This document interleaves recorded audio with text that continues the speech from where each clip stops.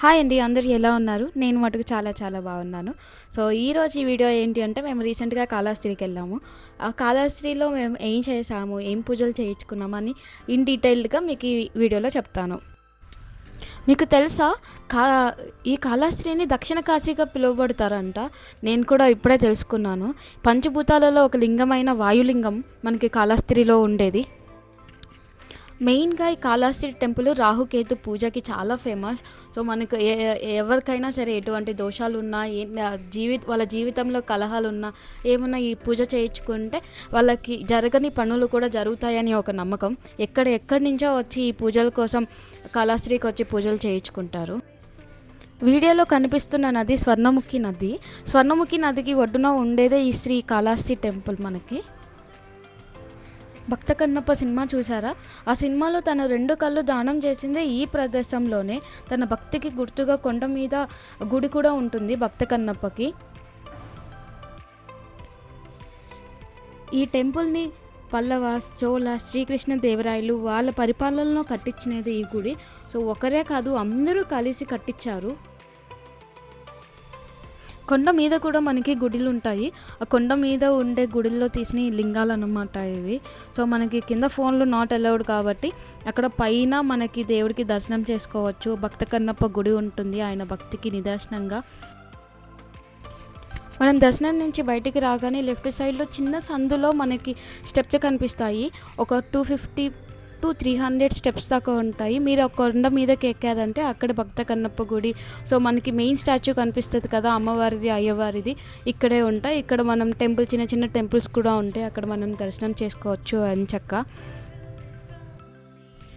వెళ్ళే దారిలో మనకి ఇవి కనిపిస్తాయి. అంతా వీటి హడావిడే ఉంటది పైన ఎళ్ళే దారిలో. కానీ చాలా బావుంటది రిఫ్రెష్‌మెంట్‌గా. కొండ మీద నుంచి దిగే దారిలో మనకి చిన్న చిన్న స్టాల్స్ కనిపిస్తాయి. సో, మన అవసరాన్ని బట్టి మనకేం కావాలంటే అవి తీసుకోవచ్చు. మా ఊరి నుంచి మాకు కాళహస్తి చాలా దగ్గర. ఒక 4 అవర్స్ జర్నీ ఉంటది. మేము లేట్ నైట్ స్టార్ట్ అయ్యాం. కాళహస్తికి రీచ్ అయ్యేసరికి 3:30 అయింది. అక్కడ షేర్ ఆటోస్ ఉంటాయన్నమాట. మనకి అక్కడ కాళహస్తిలో బస్ స్టాండ్ దగ్గర దింపుతారు. అక్కడి నుంచి మనకి మెయిన్ గుడికి షేర్ ఆటోస్ ఉంటాయి. అక్కడ ఆటోస్ పట్టుకొని మనం వెళ్ళిపోవచ్చు. సో, భయం ఏముండదు. ఎంత నైట్ అయినా ఏమీ భయముండదు. సో, మేము రీచ్ అయిపోయాక అక్కడ రూమ్స్ ఉంటాయి. ఫ్రెష్ అయిపోయి మేము టికెట్స్ తీసుకోవడానికి వెళ్ళామనమాట. 4:30 నుంచి స్టార్ట్ చేస్తారు రాహుకేతు పూజ టికెట్స్ ఇవ్వడానికి. 5 నుంచి మొదటి పూజ స్టార్ట్ అవుతది. మార్నింగ్ 5 నుంచి ఈవినింగ్ 6 వరకు పూజలు జరుగుతూనే ఉంటాయి. ఈ పర్టిక్యులర్ టైంలో, స్లాట్‌లో జరుగుతూనే ఉంటాయన్నమాట. సో, మనకేం భయం లేదు. మనం ఎప్పుడు ఎళ్ళినా కానీ మనం పూజకి టికెట్ తీసుకొని కౌంటర్‌లో మనం పూజకెళ్ళిపోవచ్చు డైరెక్ట్‌గా. వన్స్ అక్కడ మనకి పూజ అయిపోగానే మెయిన్ గర్భగుడికెళ్ళి దర్శనం చేసుకోమంటారు. అక్కడ మనం దర్శనం చేసుకునేటప్పుడు మనం ఇక్కడ పూజ చేశాం కదా! రాహు, కేతువు, చిన్న వెండివి నాగపడగలు. ఆ రెండిటిని మనం దర్శనం అయిపోయిన తర్వాత ఉండిలో ఏసి దండం పెట్టుకోవాలి. అంతటితో మన పూజ కంప్లీట్ అయిపోయినట్టు రాహు, కేతు పూజ.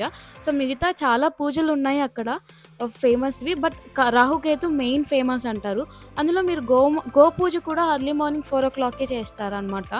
సో, మీరు గోపూజ అందుకోవాలి అననంటే 3కి ఆర్ 3:30 కల్లా మీరు మెయిన్ టెంపుల్ దగ్గరికెళ్తే ఎగ్జాక్ట్‌గా 4:00కి మనకి గోపూజ ఉంటుంది. మీరు గోపూజ అయిపోయిన వెంటనే టికెట్స్ తీసుకొని రాహుకేతు పూజకు కూడా అటెండ్ అవ్వచ్చు. నా వీడియో గనుక మీకు నచ్చినట్లయితే please do like, share and subscribe to Shravani vlogs.